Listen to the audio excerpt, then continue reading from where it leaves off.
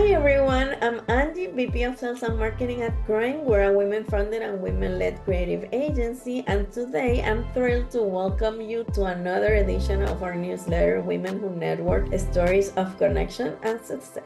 As I always say, networking has played a key role in my career, and I have found through many conversations that it is an area that many women still don't feel confident in or need a little push to be encouraged to explore further. At Growing, we're motivated to inspire and empower professional women to feel more confident in networking. And we believe that by sharing stories and experiences, we can encourage more women to connect and grow together. I'm super excited to introduce our special guest today, Courage. Thank you so much for joining us and for being a part of this initiative. I'm confident that your story will motivate many women to embrace networking with more confidence. Please let us know more about you. Can you introduce yourself for our community? Sure. My name is Courage Kimber, and I guess the best way to describe myself is a Web3 strategist and content creator. So just for folks who don't not really familiar with Web3 actually encompasses the ecosystem, which is basically an ecosystem which I would consider as an umbrella that contains blockchain technology, cryptocurrency. So I refer to myself as a Web3 strategist because I'm involved in all those different areas. And I initially started my career in technology as a technical program manager. So I worked with companies such as Accenture, Comcast,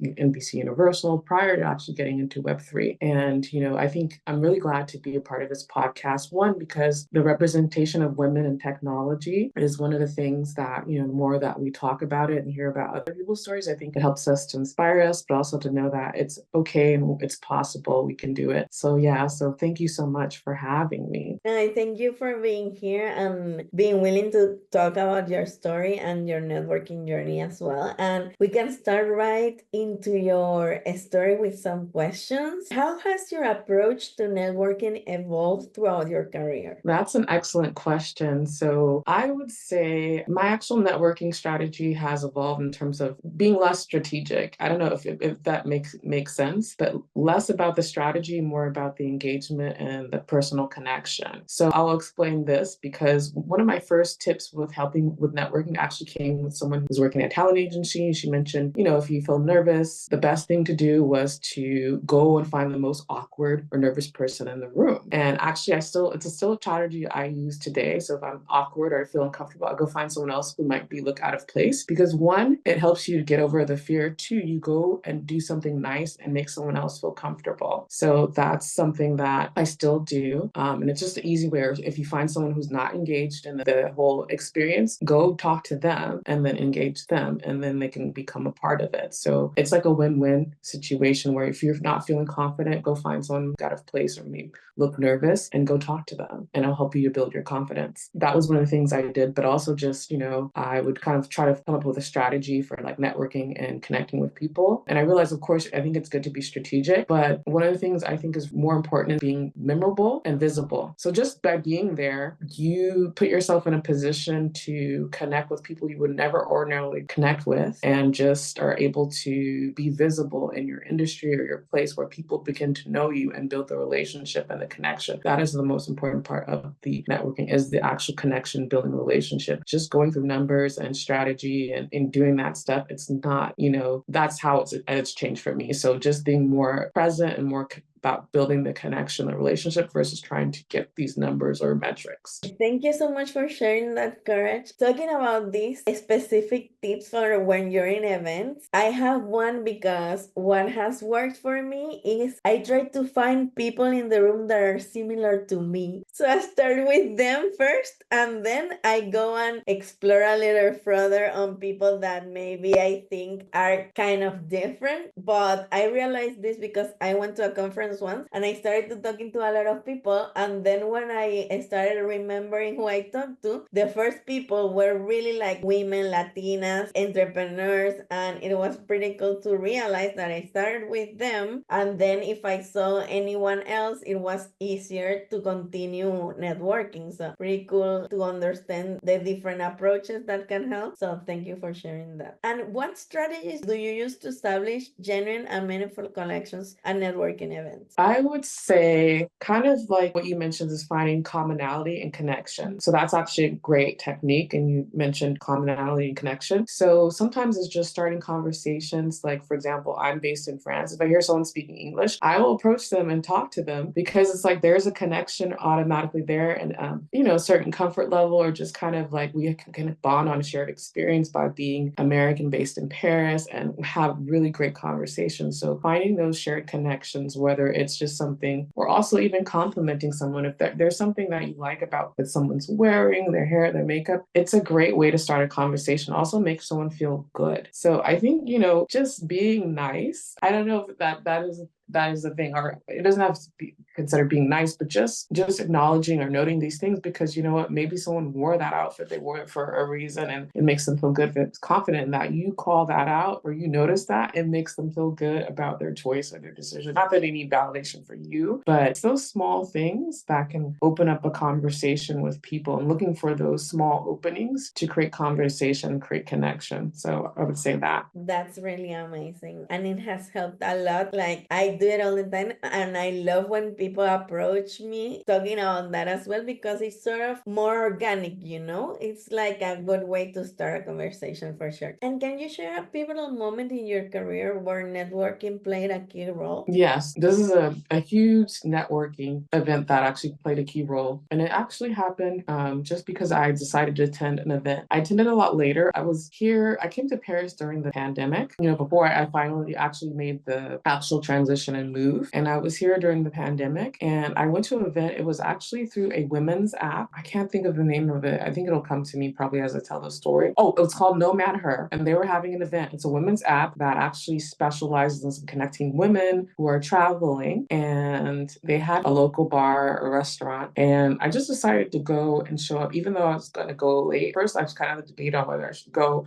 Waste a lot of time debating on whether or not to go. And I finally did it, not knowing that one of the people who would be pivotal to me actually getting my visa and actually being able to live in Paris was at that event. I didn't really connect with her right away, but I connected with someone else who connected me to her. And now we're friends. But literally, it was because of me going to that event by myself. And a lot of times going out by yourself can be, intimidating, but I totally think it's really important and will open up so many doors for you. So not only did I meet someone who actually referred me to the program, the entrepreneurship program in Station F, she was a part of it. She was like, hey, you should try out for this. And I'll message them and blah, blah, blah. I still had to pitch and do whatever, but I was able to get into an entrepreneur program Of course. that was within Station F, which allowed me to apply for a visa, which is a talent passport visa, and actually get my visa in order to come to this country. So that's a huge game changer. And I would just say, like, sometimes just, it may not even be like something you think is something a big deal or serious, but sometimes just take that chance, take that risk. It really could change your life. It did change mine. Wow, that was an amazing story. Thank you so much for telling us. I think that the most important thing on finding that pivotal moment is to really, really be in touch and know your goals, your objectives, and what you want to do with your career, with your life. Because everyone that has shared these moments so far, they have been really, really, as you said, like game changing experiences.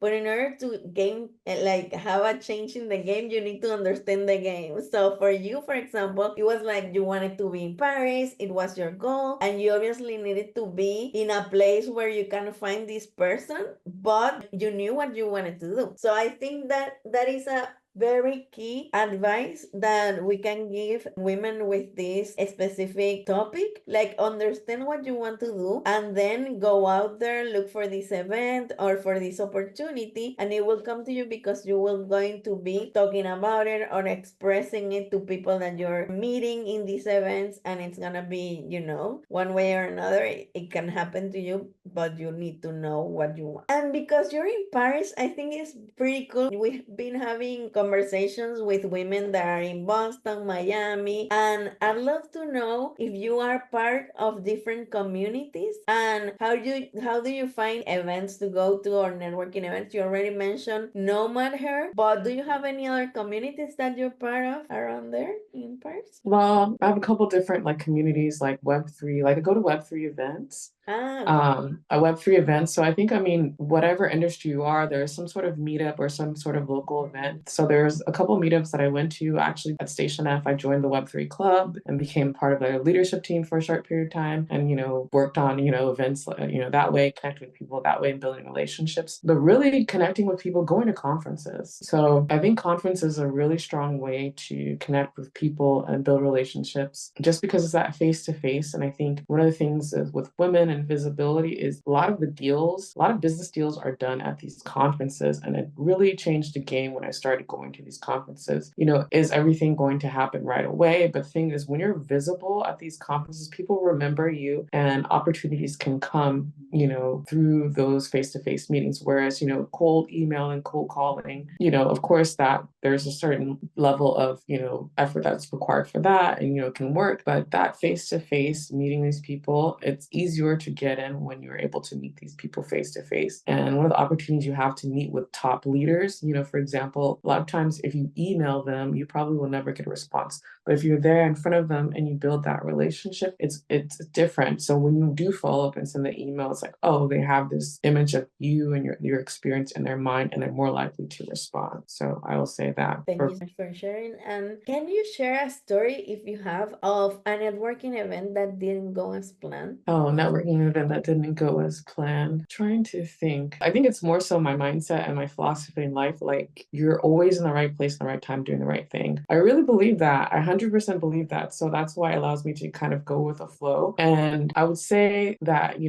it does go as planned. So it's more so maybe like the intent, what I thought was going to happen in my mind didn't happen. Yeah, of course, that's happened before to me at a couple of different events. I'm trying to think of anything recently because I've adopted that mentality of I'm in the right place, right time. So I don't really have so much of this kind of like, oh, these things have to happen here. So I would say I have to think back to maybe like earlier in my career. I think it was one event I went to, and I just kind of thought that I would be able to connect with more people and just it's sometimes you just go to events and just you're not able to connect with people for some weird reason. It's almost like no, like nobody wants to talk to me, nobody wants to engage with you, and that's happened to me before. And I think it's really important where I was kind of like thinking, okay, this is how it's going to go. And I remember, I can't remember the conference, but it was like a networking event. I think it was in DC, I'm pretty sure, and just nobody really engaged with me. And I just kind of was like, thinking like, is there something I'm doing? Or, sometimes it's like maybe, getting reflective, maybe it's my energy or those sorts of things. But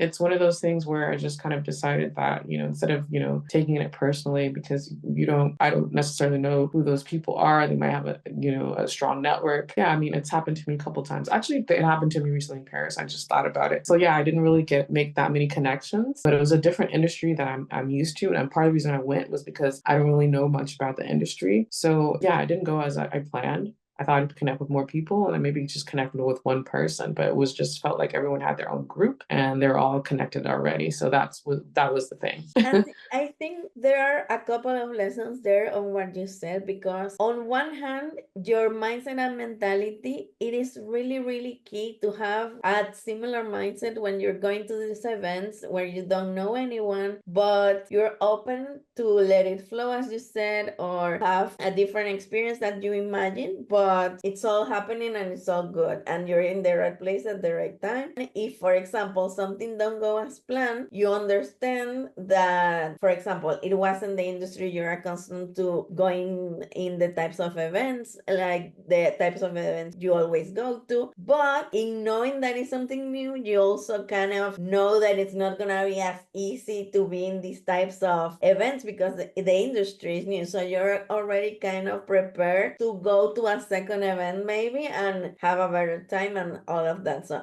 I think the mindset is really important. And I think that you said that at the beginning it was more difficult and maybe you didn't make as much connections as you're doing now. But I think it's important for us to highlight that the beginning is always more difficult for people that are starting networking. And because we're doing this initiative to motivate more women to do it, first times are not gonna be as easy as the seconds or thirds. So it's important to keep going, analyzing what went right, analyzing what went wrong, and trying to do more of what went right, maybe understanding the types of events you are more inclined to go to and not going to every event, but in order to understand more, you need to go out there and have a feel for what it might be like, and refine your strategy and your ideas and what you're sharing as well. So thank you so much for that, Courage. And just to wrap things up, what advice would you give to women who are just starting their professional careers or are hesitant to engage in network? I would say just go for it, just do it. See what happens, see what comes of it, because you never know. Sometimes you think one thing will happen and something else, because I've known people who've gone networking,